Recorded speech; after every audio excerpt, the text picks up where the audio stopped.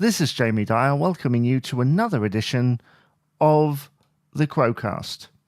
And this is episode 8 of my reaction series reacting to Rossi Young in Conversation, which, if you're new here, this is a series of videos where Francis Rossi and Bob Young, his co-writer of many years, they've written so many songs in and out of Status Quo, incredibly prolific.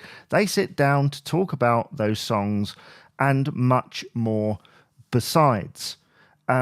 This is the 8th week in which they've been releasing these. I've loved them so far because you really get a sense of their friendship. You get a sense of how far they've come, and to hear little nuggets in between the joking and the frivolity and all that stuff about how songs came about, and these little nuggets of information about their personal lives as well. This week, there's a little bit of a focus on an event and a song.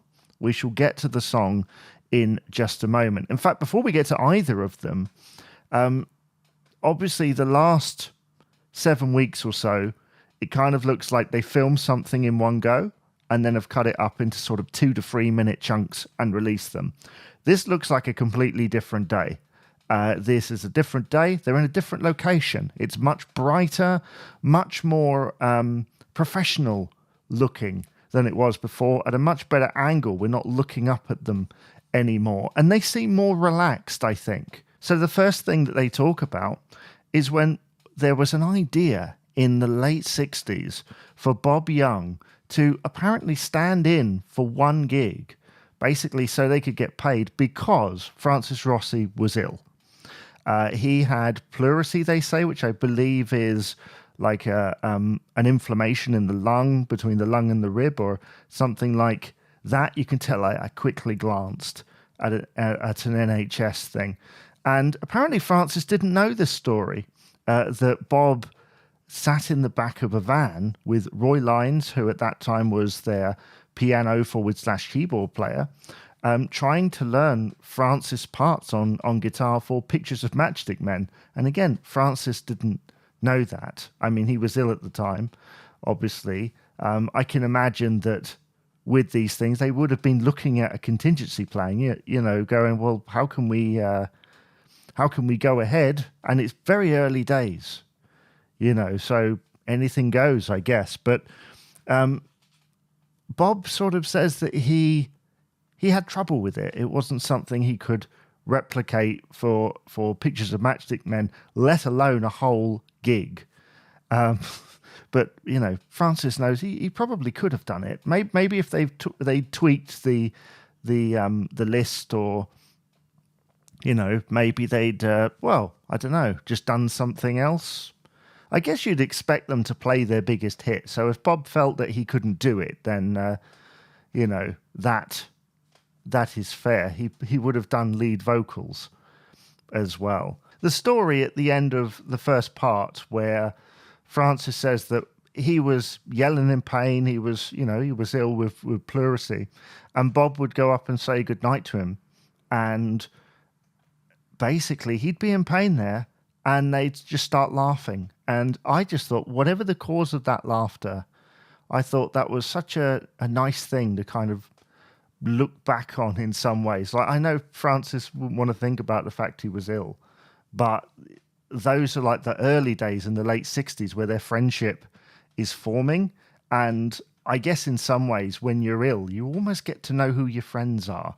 And the fact that Bob would go up and see if he was okay, and, you know, tell him stories and, you know, stuff like that. I just thought that was a really nice thing. The second part of this video asks about the album track Slow Train from 1974's Quo album, which hit a peak position of number 2 on the UK album chart.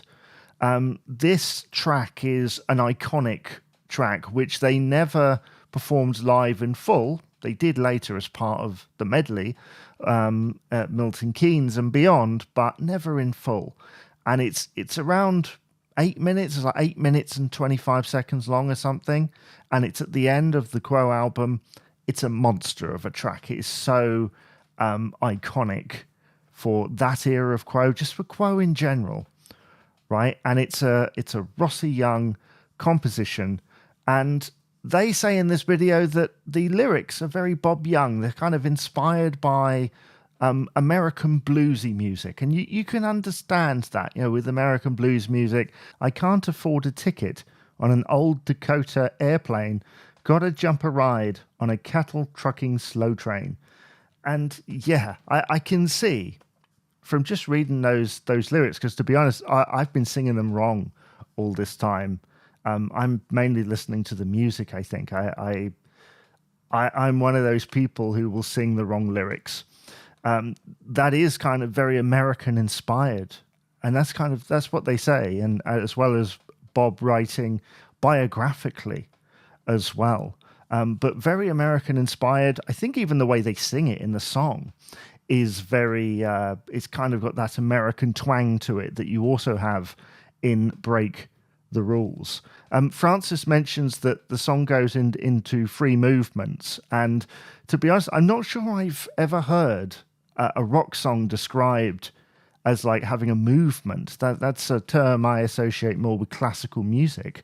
But then this 8-minute piece does go off into different directions, so I can understand that. Like I say, iconic track. Interesting to